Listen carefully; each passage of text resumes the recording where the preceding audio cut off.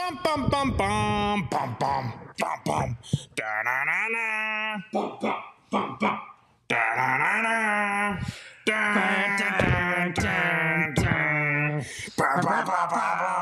Welcome to Monday Night Football here in Chicago. No, I'm joking.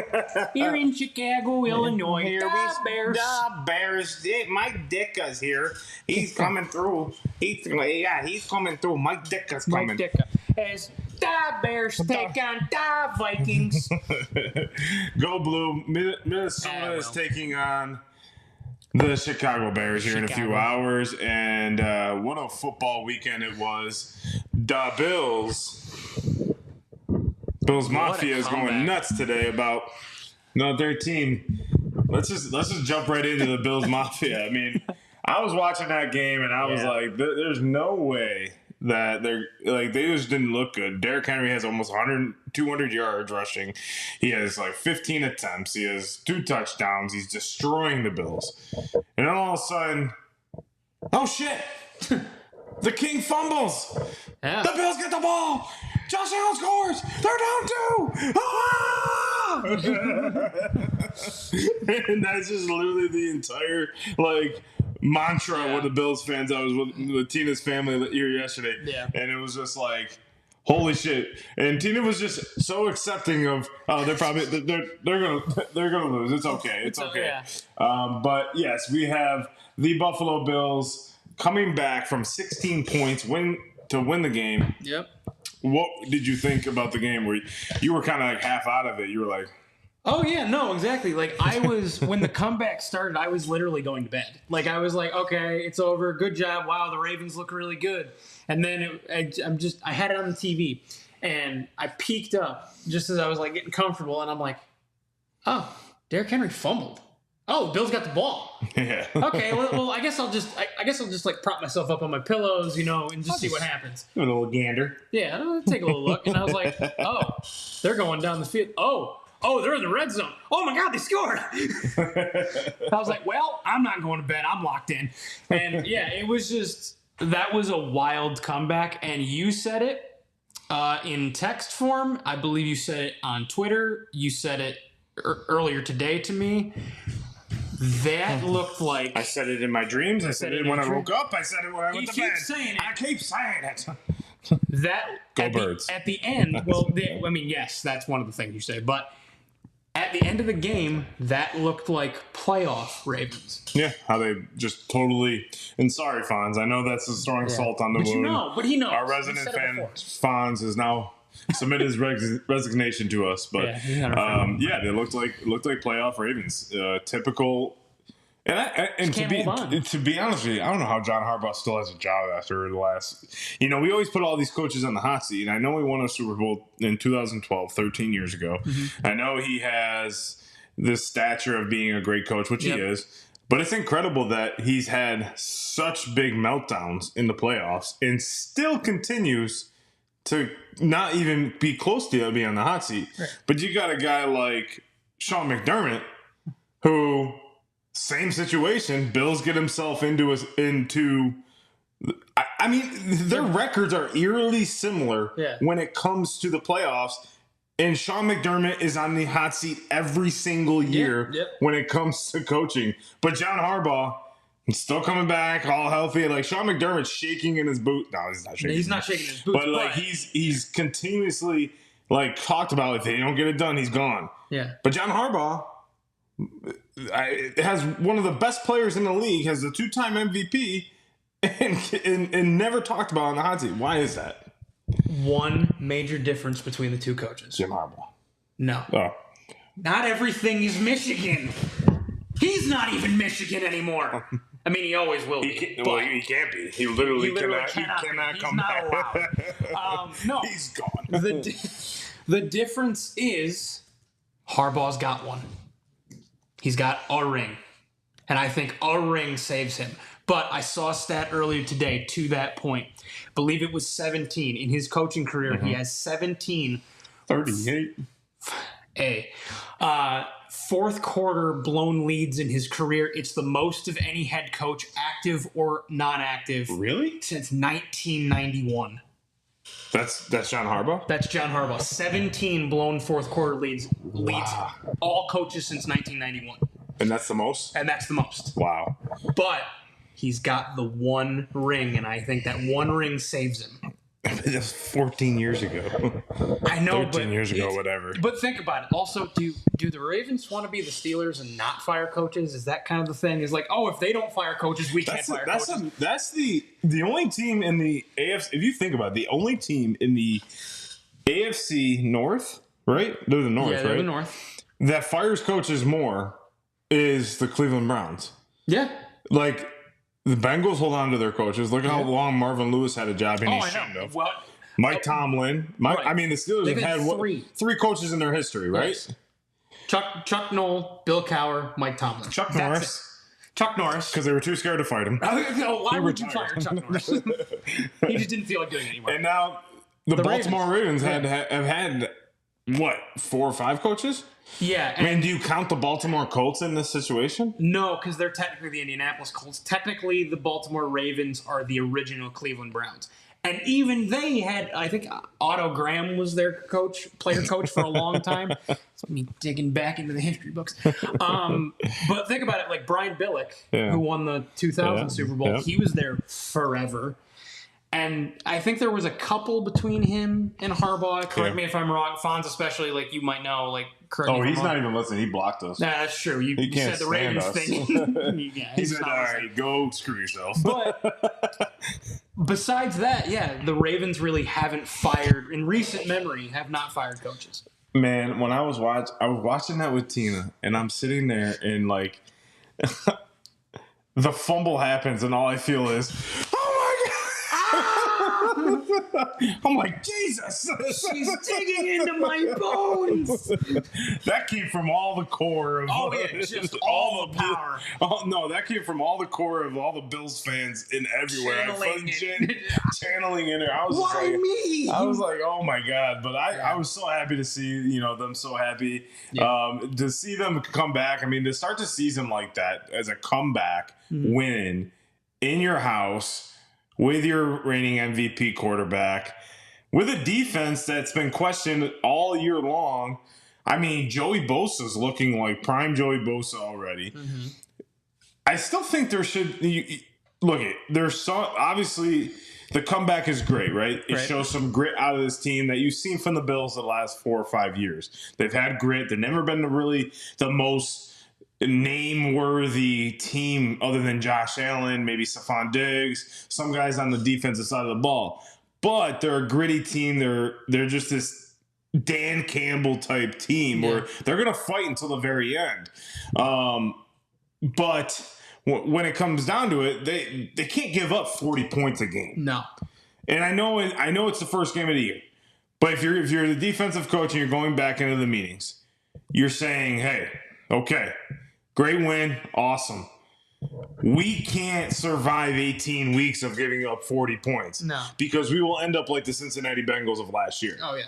You can score 41, but if the other team is scoring 50, you're not going to win. Right. So it's great and all. Who do the Bills play next week? So they have like 6 cupcake games. Yeah, I think now their schedule is not as difficult. Okay. The race is on, ladies and gentlemen. Boom! We saw an assault just like in the Bills game. Oh. Who do they play next? Let's see here. Dun, dun, dun, dun, dun. Almost there. Fuck. Okay. They play the Jets in New York. So they have literally 5 wins they could have right now. They have the Jets, the Jets, the Dolphins, at home, the Saints, at home, Patriots, at home, at Falcons, and at Panthers. And then they got to come home to the Chiefs. Right, but that's a home game. So you'd think advantage Buffalo, especially if the Chiefs are going to look this season like they looked against the Chargers. I mean, they got a pretty good opportunity to be, 1, 2, 3, 4, 5, 6, 7-0 when they go into the Chiefs, and the Chiefs could be right there with them. Right. I don't know. I mean, it could be a pretty solid matchup. The Bills have a good opportunity. I mean, they got a pretty good schedule to make themselves. I mean, they got a loss in Week 17 against the Philadelphia Eagles, which is terrible already. Well, I can't believe there's an L already there. Do you see that? There's an L on the schedule already. I can't believe Week 17. I can't believe it. I can't believe it. They're calling a loss. Go Birds. Yeah, no. The one thing that the Bills do need to realize coming out of this game especially is the Ravens have exposed where their defense is weakest right now, which is against the run. Now, granted, it's Derrick Henry.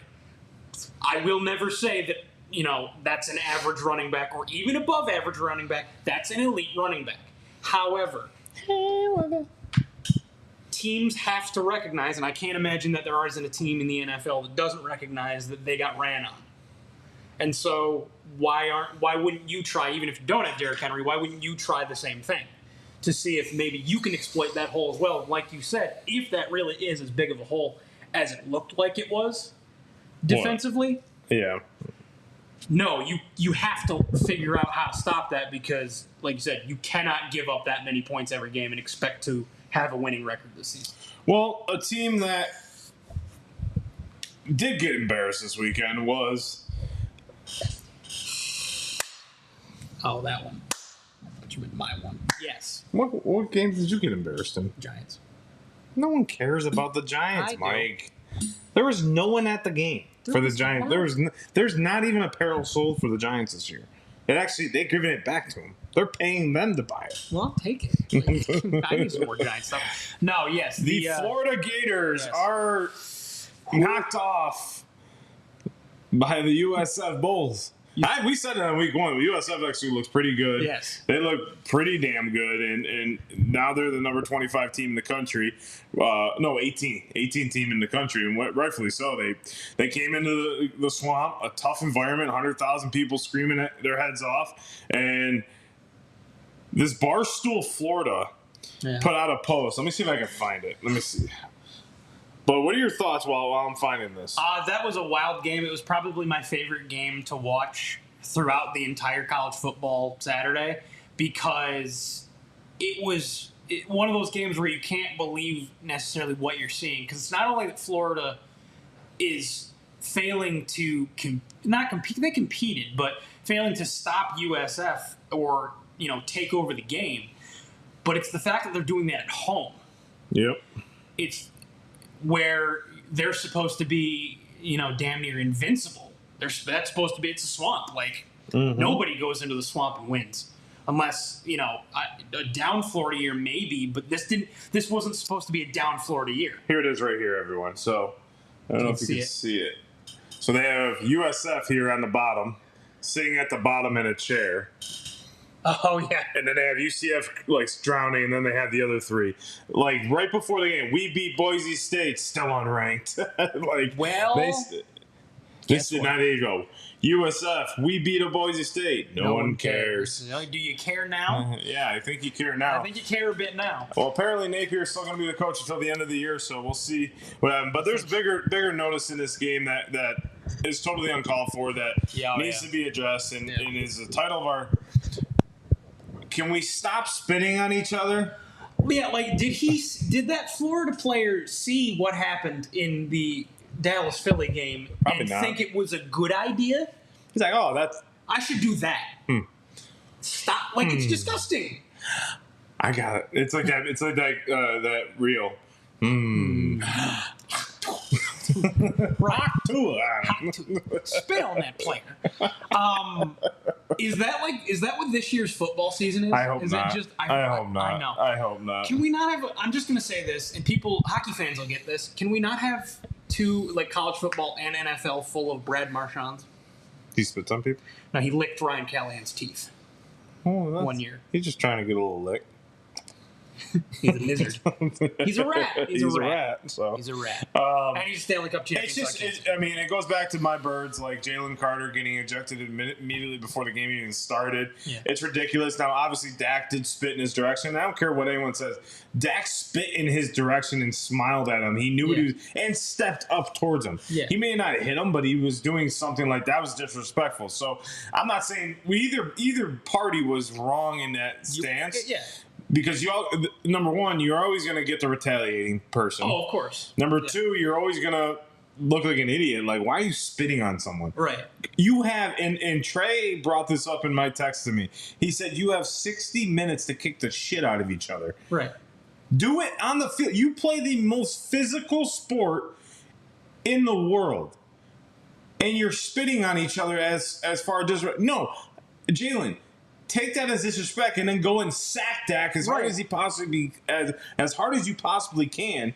And for the Florida guy, yeah, you can bitch and moan, but you got your ass kicked. I don't know why that happened. I didn't see what happened with that lineman, but it was also disgusting because he spit right in his freaking face, like hit him right in the face. That's the most disrespectful. So I am calling for that kid to be kicked off the team and any NIL money taken away from him. You need to learn your consequences to your actions. Now, I don't think he should be chastised in the sense that he should not have to, be able to go to school or do anything, but you need to be punished, either suspended or an NIL sponsorship taken away. One of the two things has to happen because that's uncalled for, and that should not be in sports in general. Talk trash, do whatever, but spitting on people is absolutely disgusting and not needed. Well, if there's any businesses that right, Bubba? Bubba agrees. Bubba does agree.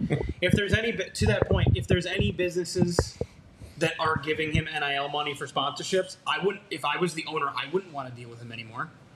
That's not that would never be representative of, no matter what my business was. That would never be representative of what I want my brand to be, known as. Oh yeah, we're the ones that support the kid that spits on people. No, we're not doing that. So, I agree. It's just funny the way it's spit on people. Spit on people. It's disgusting. But like, grow up. Exactly. So taking that was the negative side. So looking at the positive side of what came out of that game, at least for USF, right? Mm-hmm. Big, huge win. First off, another thing I saw today, USF is now the only team in the country, because of just how their schedule worked out, that has 2 ranked wins. Yep. Only team in the country. Yep. They're the first one, and they're right now. Boise State was at 24. Now they beat Florida, which was 13. Yes. So I mean, it was a well-deserved win. USF looks really good. They look really strong. Yes. They're gonna. I don't know who they play this week, but they can't let it down. I mean, it goes back to the Florida State. They routed Eastern Texas A&M University, Tech State. Junior, Esquire.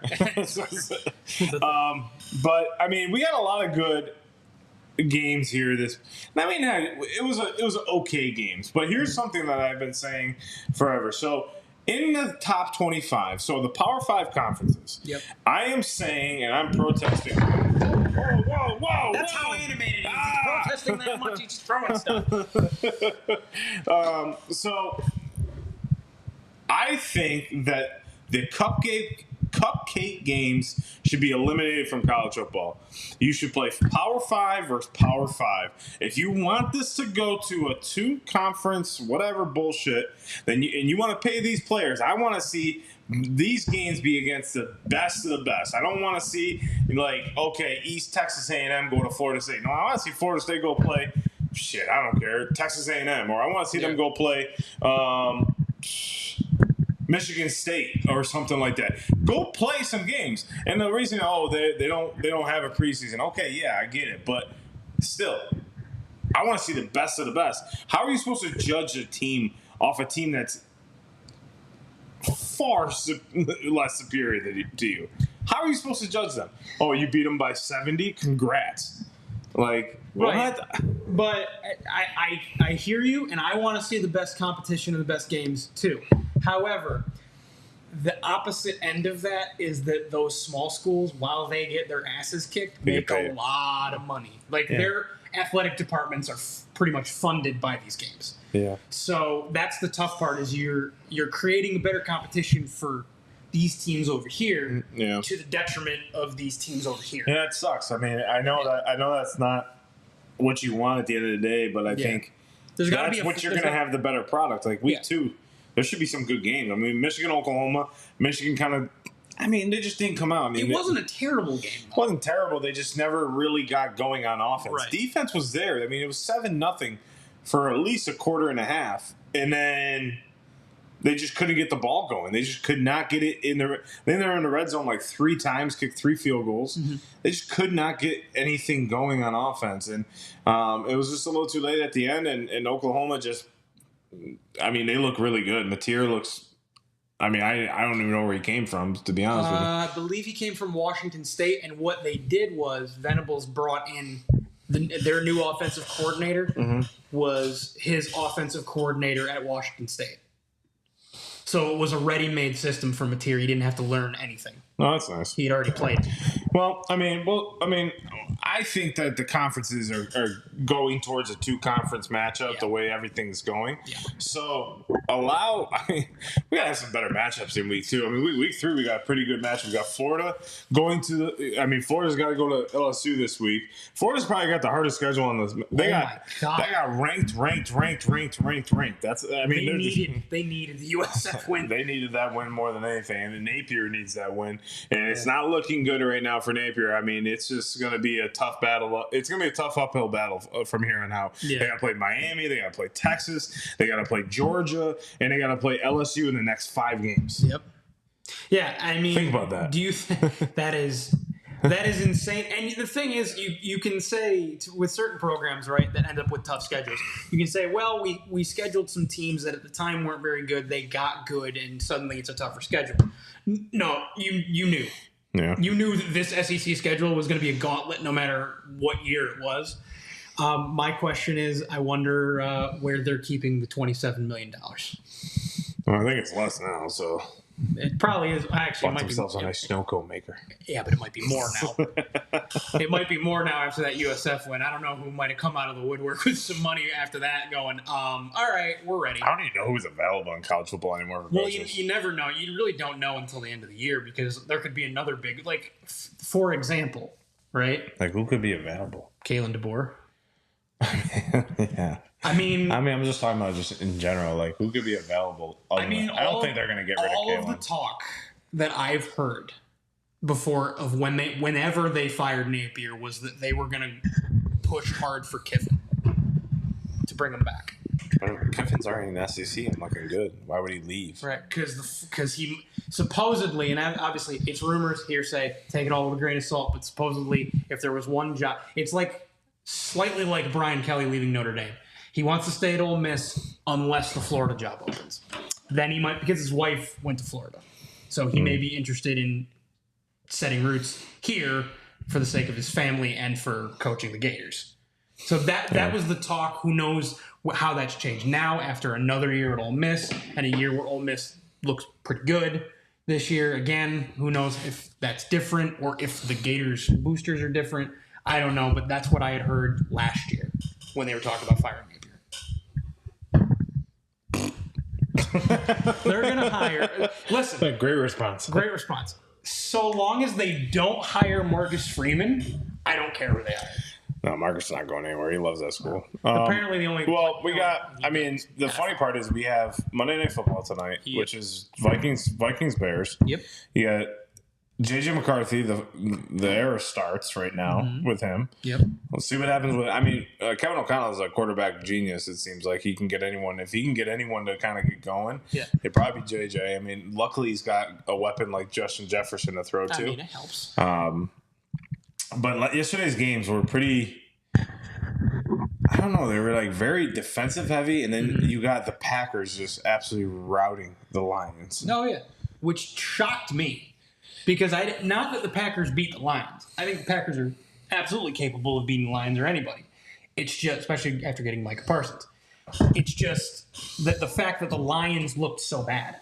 Yeah, they did. And like you say, like, oh, they got Micah Parsons. Okay, Micah didn't sack Goff until the fourth quarter. Yeah, I just think that's all playbook, though. But still, that's still a threat in the defensive side of the ball. Of course, but when you have that name across the field of you, you're gonna hone in on him. Yeah. You're gonna hone in on him a little bit more. They still got Rashad Gary. They still got a lot of good players on the defensive side of the ball. But the Packers look good. Jordan Love looks comfortable. Mm-hmm. Some key mistakes he made, but I think he looks pretty comfortable. But not a great weekend for quarterbacks in general. Quarterback play was very down. Mm-hmm. Lamar and Josh looked pretty good. But other than that, the rest of the quarterbacks looked – Joe Burrow looked mediocre. Yeah. Obviously you have a lot of but there's one quarterback that led the NFL in passer rating. Yes, he did. And that is Mr. Danny Dimes with 115 passing rating. Let's go, Danny Dimes. It's because football hates me. Because football hates me specifically. Daniel Dimes absolutely destroyed the Dolphins. Now, granted, it's the Dolphins, but he still looked pretty good. You guys played cupcake games last year. I think it's Dable. I'm sorry, but a lot of people are saying that. You keep throwing quarterbacks into this guy's routine.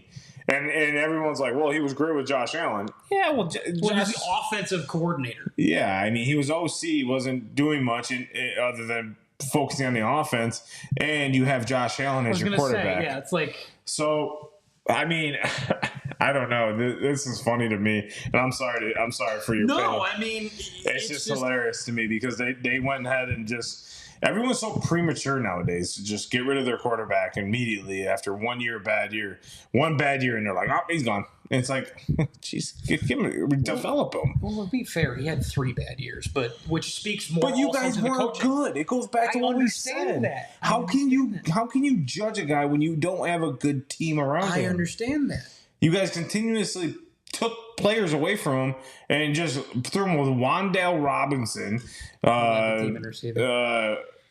Who else? Galladay or whatever his name. Don't even. What's his name? Kenny Galladay. They had him for 3 years, and he caught one pass. And then you finally get him a fucking receiver in Malik Neighbors, and it's like, and he did very well, 1,000 yards. First time in a long time, right? His first. No, I think they had 1,000-yard receiver, but it was garbage yards. Well, the thing though is like, unfortunately, Jones wasn't even the main guy throwing him the ball. They cut him halfway, like not even halfway through the year. It was Drew Lock throwing him the ball. Well, anyways, what is your thoughts on Danny Dimes? Good for him. It's cool to see a team actually invest in him. If he's really good this year, I'm gonna scream because I told you. I said that in a post. I said 4,500 yards and 40 touchdowns. I understand that. Well, and then to the point, Tina made a good point. He did spend half a season with Kevin O'Connell, who, like you said earlier, is the QB whisperer. So maybe he helped him. Maybe, I don't know. Maybe who's his head coach? Shane Steichen. Oh. I can't even remember. Was he the OC or the DC? I can't remember. Yeah, good for you. That's great. OC for the 2022 Eagles. Yep. The Eagles triumph. Let's go to the Giants. I'm sorry. No, just what I said to you. We're a minor league team. We will work on developing these guys, and then you all take them and be good and That's go fine. win. Thank you. I appreciate that. Yeah, you're welcome. So, the quarterback play looked very mediocre yesterday. I think defenses look really good. But what do you think attests to bad quarterback play yesterday? I think it's a combination of a lot of different factors, I think part of it might be like just the changes in coaches and coordinators and stuff, just still quarterbacks getting used to. Because, yes, you have preseason, you have camps and, preseason games and things like that. But we always say there's nothing like regular season games. So I think maybe just some quarterbacks getting used to new teammates, like running backs and receivers and tight ends they're working with, new head coaches or coordinators, things like that. Improvements on defense. I think defensive Schemes seem to be better overall this year. Defensive players seem to be stepping up, at least early in the season, more than offensive players. It's the first game. So no, I mean, what do you think happened yesterday? It's week one. I think more defensive players stepped up. Early in the season, week one. Is that not early in the season? It's just early in the season, week one. That is the earliest in the season you can get. Yeah. No, I'm asking you what happened yesterday. Yeah, like defensive what players happened? stepped up. So like, why do you? But the coaching has not changed for a lot of these top quarterbacks. So Joe Burrow still has what's his face? I forget his name. Zach Taylor. But I think he has a new offensive coordinator. Mike McDaniels is still the head coach of Tua. I think that's a Tua problem. I mean, Dable, still the head coach. I mean, that's a Dable problem. I mean, there's a lot of coaches that have had changeover, right? I mean, Drake may look pretty good against the Patriots, against the Vegas. Brock Bowers is probably done for the year. Yeah, that was nasty. I hope he's not, but he probably is, which sucks. I don't know. I just think it just seemed like the QBs and guys were just kind of out of sync for a lot of teams. Like, so I guess it goes back to the question: should the starters be playing in preseason more? I mean, if this is the result, I guess so. I know you're worried about getting them hurt, but you also have to have them ready. So, I mean... Because a lot of these starters that looked really bad... Didn't play. Didn't even touch a ball in preseason in live game action. So those live games actually help them a lot better where we go back to college where they play the cupcake games in order for them to get ready for the major games that they got coming up. Right. So I think ultimately what it has to come down to is... I mean, this is the NFL. This is the best of the best, right? You're going to play great defenses every single year, and in every single game, you're going to play great defenses. And I think defense on the defensive side of the ball has gotten a lot better as you see a lot of these guys getting paid more and more because these guys are getting faster. They're getting more technical. They're getting more because they have to. And when they changed all the rules to make it more offensive heavy, the defense, it got better, but the offense hasn't. And a lot of the schemes that these teams are running. Like the Bills last night, I didn't understand a lot of their 4th and 3s, 3rd and 3s, throwing it 10 to 15 yards down the field. They barely went over the middle. The middle's wide open. And especially when you're playing zone defense, you should be able to find a guy in the middle of the field or do some sort of crossing route. Something not like I don't understand some of the play calls when it comes down to small yard gains. Like get the first down, then hit him with a down the field shot. Like I don't like that. I don't understand it, especially when you have so much time.